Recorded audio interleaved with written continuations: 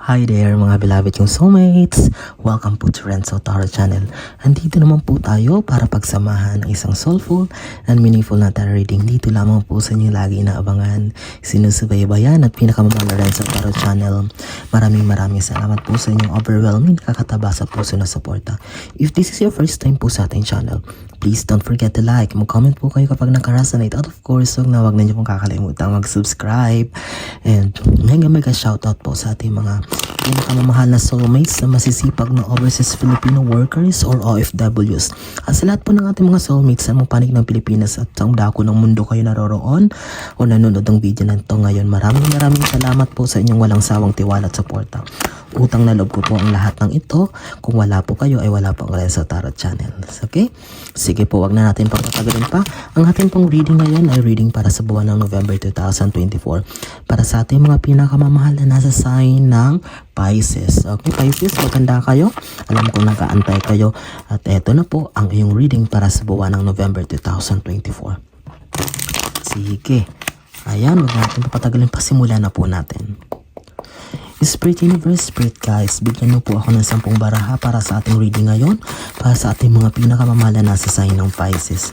Kapag first time po kayo sa ating channel, kumukuha po ako ng 10 baraha na siya pong ini-interpret natin or base po sa energy na binibigay sa akin ng universe, at ilalatag po natin to 10 baraha. At kung mapapansin nyo po, tuloy-tuloy po ako pag-shuffle para hindi na po tayo madistorbo mamaya, para tuloy-tuloy na lang po tayo sa reading. Okay? Sige, bilangin natin kung nakasampu na ba tayo. 1, 2, 3, 4, 5, 6, 7, 8. Okay, dalawa pa po ha. Spirit Universe, Spirit Guys. Dalawang baraha na lang. 9. Ito, kunin natin ito magpapakita. Sige, kompleto na. Pisces, ang iyong 10 baraha. Ilalatag natin, ayusin natin.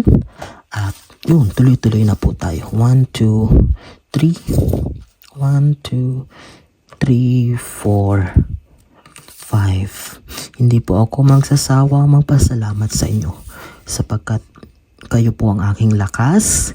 Kapag nababasa ko po yung mga komento nyo po, maraming salamat po. Sige, Gemini, get ready. Ay, Gemini, sorry, Gemini. Pisces pala, sorry, Pisces. Ito po ang iyong pambungad na baraha. Queen of Wands, okay.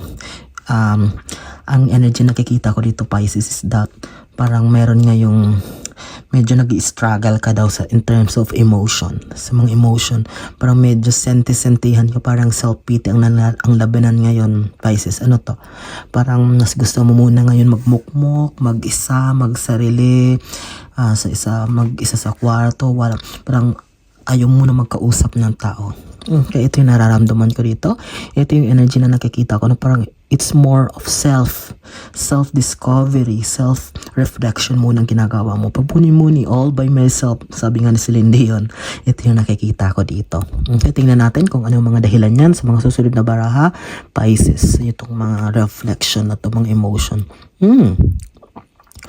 May kinalaman daw. This Knight of Cups, may kinalaman daw, Pisces, itong mga reflection na ginagawa mo in terms of your career. Mga plano, mga pangarap sa buhay. Ito, Cups. Okay. And ito yung bumabagabag sa isipan mo, kung makakamit mo pa ba ito, kung saan ba patungo itong bagay na pinaglalaban mo, kung saan ba patungo itong tama itong decision na ginawa mo, na nag-apply ako dito, na pumasok ako dito, na sinimulan ko to here. Knight of Cups. But I want to tell you, Pisces, makinig ka. Yes, tama yung decision mo. Why? Kasi humarap na dito si Knight of Cups. Ibig sabihin, hawak niya yung cups, hawak niya yung tagumpay, at umuwi na siya ng tagumpay. Kasi kung humarap siya doon, ibig sabihin, haharapin mo pa lang. Paghahandaan mo pa lang, lalabanan mo pa lang. But umuwi na siya. Umuwi na yung Knight of Cups. It means that succeed, tagumpay, ang lahat ng mga bagay na ginawa mo. And that I assure you, kung ano man tong mga iniisip mo, tanggalin mo na yan, tanggalin mo yung mga worries na yan. Kasi the universe is telling you, Pisces, na tagumpay ang iyong makakamit. Okay? Pangatlong barahan natin, ha? Queen of Pentacles, pera. Okay?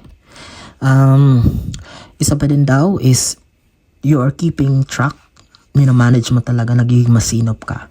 Nagiging masinop ka sa pagtingin, sa pagmamanage ng iyong pera, finances. Kung kulang na lang, ilista mo lahat ng mga bagay na ginagastos mo, and that is a good thing. Okay, kasi ibig sabihin talagang Pisces ay talagang natuto kayo sa mga past na panahon, sa mga nakarang panahon na ubos biyaya at nung kayo nawalan ay kayo ang kawawa. Okay, this is a good thing. Starting November 2024 ay magtutuloy-tuloy pa itong pagiging masinop mo or pagki-keep track mo sa iyong finances or sa pagmamanage mo ng iyong pera or kung ano man ang meron ka. Okay, Queen of Pentacles is just telling na as a queen, okay, maraming pentacles dyan, as a queen, ibig sabihin, meron talaga. At least paano meron kang mga naitabi, meron pang parating, but that is a good thing na kailangan mong maging maingat or talagang maging masinop ng mabuti sa paglalabas or paggamit ng iyong pera. Okay.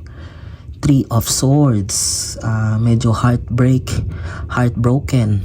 Okay, tingnan natin kung anong dahilan nitong pagiging heartbroken mo.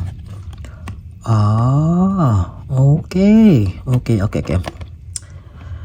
This heartbroken, itong kalungkutan mo sa puso mo, and the Chariot is may kinalaman daw sa isang tao na ginamit ka or inutangan ka. Ito pera, Queen of Pentacles, medyo malungkot yung titingnan mo kung mababawi mo siya dahil tinakasan ka, nag-move siya, pumunta sa isang lugar na hindi mo na siya makontak or mahanap. It's like na-scam ka or maaring sa una ginamit ka lang muna, okay lang yun sa finances, pero nasaktan ka dahil parang biglang naglaho.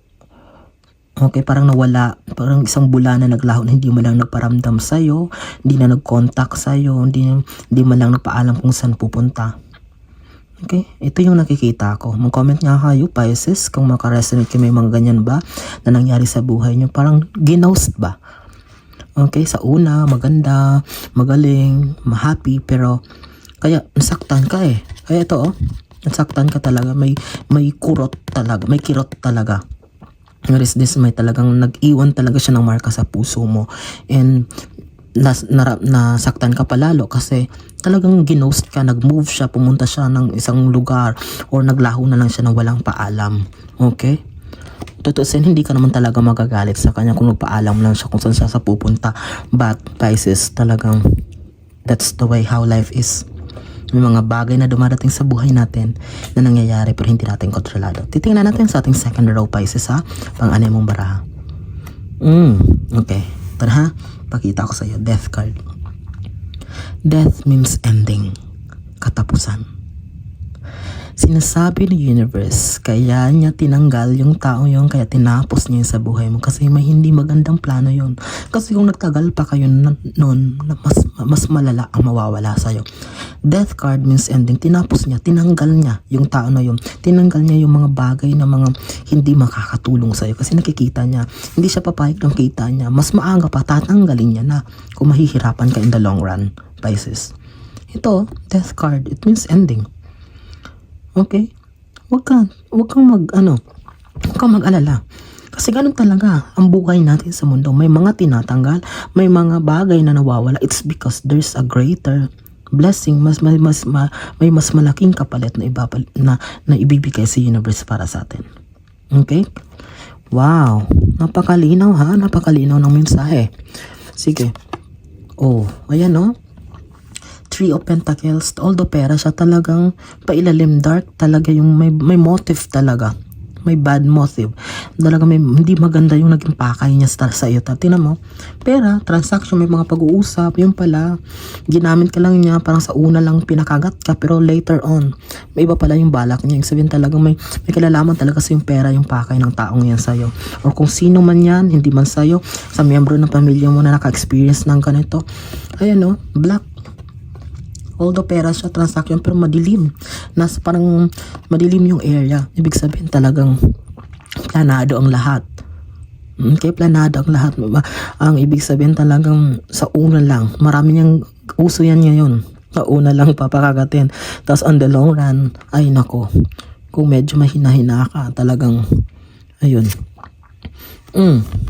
Okay, this is a positive card. Eight of Wands. Okay?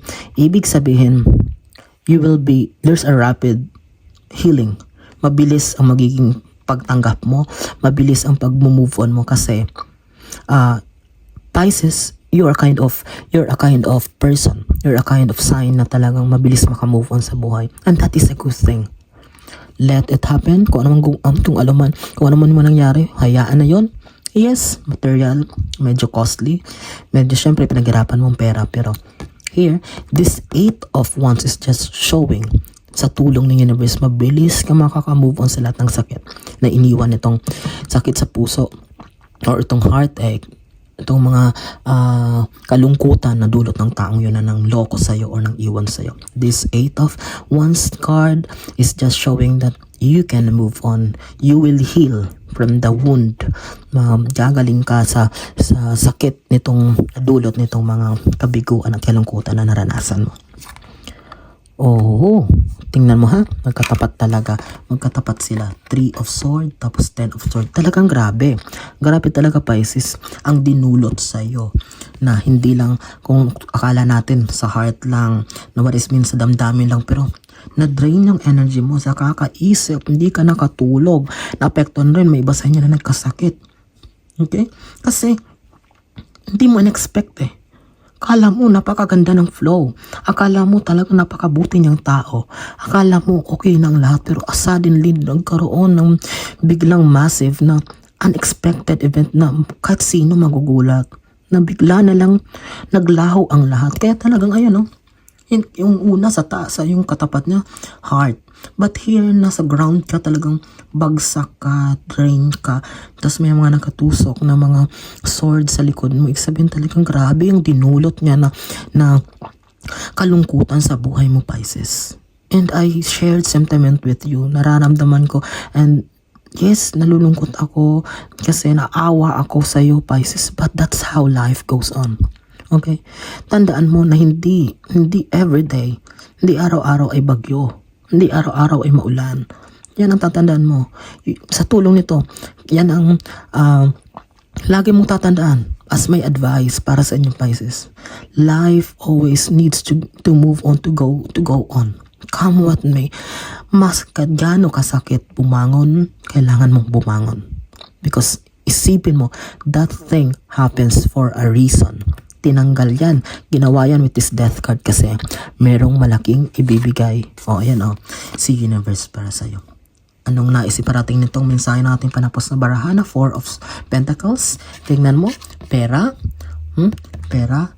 Ang ibig sabihin nito ay matututo ka or matuto ka na ngayon na hindi basta-basta magtiwala sa anumang bagay na may kinalaman sa pera.